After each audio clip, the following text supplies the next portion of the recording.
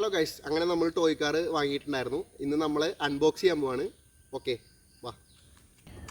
അപ്പോൾ ബോക്സിൽ വരുന്നത് കാറിന് ഇൻബിൽട്ട് ആയിട്ടുള്ളൊരു ബാറ്ററി മാത്രമാണ്. റിമോട്ടിലേക്കുള്ള ബാറ്ററി നമ്മൾ സെപ്പറേറ്റ് വാങ്ങണം. അതുപോലെ തന്നെ കാറിൻ്റെ ബാറ്ററി നമുക്ക് റീചാർജബിൾ ടൈപ്പാണ്.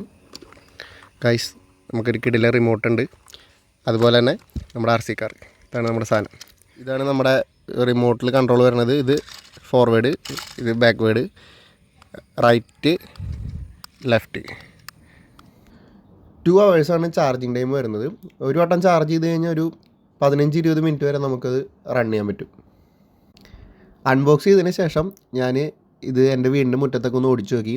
ചെറിയൊരു ഓഫ് റോഡൊക്കെ നൈസായിട്ട് ചെക്കൻ സുഖമായിട്ട് കയറി. ഈ കാർ ശരിക്കും ഒരു ടോയ് കാറിൻ്റെ കാറ്റഗറിയിലാണ് വരിക. പക്ഷേ ടോയ് കാർ ആണെങ്കിലും ഇതിൻ്റെ പെർഫോമൻസ് ആണെങ്കിലും ഇതിൻ്റെ സസ്പെൻഷനൊക്കെ വർക്ക് ചെയ്യുന്നത് വളരെ അടിപൊളിയായിട്ടാണ്. ഇതിൻ്റെ പാർട്സൊക്കെ ലൈറ്റ് വെയ്റ്റ് ആണ്. അതുകൊണ്ട് തന്നെ 3 വയസ്സിന് താഴെയുള്ള കുട്ടികൾക്കൊക്കെ ഇത് യൂസ്ഫുൾ അല്ല എന്നാണ് ഇവരിതിൽ പറഞ്ഞിരിക്കുന്നത്.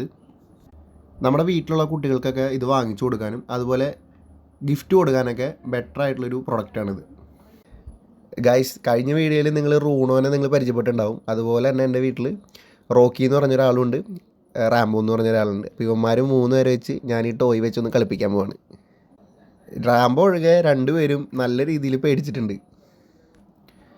ഇപ്പം നിങ്ങൾ വിചാരിക്കുന്നുണ്ടാവും ഞാൻ ഭ്രാന്ത് പിടിച്ചിട്ട് ഈ കാറൊക്കെ വാങ്ങിയതായിരിക്കും. പക്ഷേ എന്നെപ്പോലെ തന്നെ ഒരുപാട് പേര് ഇതുപോലെ ടോയ് കാറൊക്കെ ഇഷ്ടപ്പെടുന്നവരുണ്ടാവും.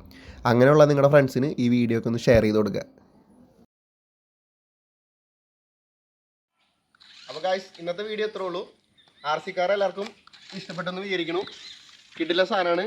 അപ്പോൾ അടുത്ത വീഡിയോ ആയിട്ട് പിന്നെ കാണാം. Okay, by.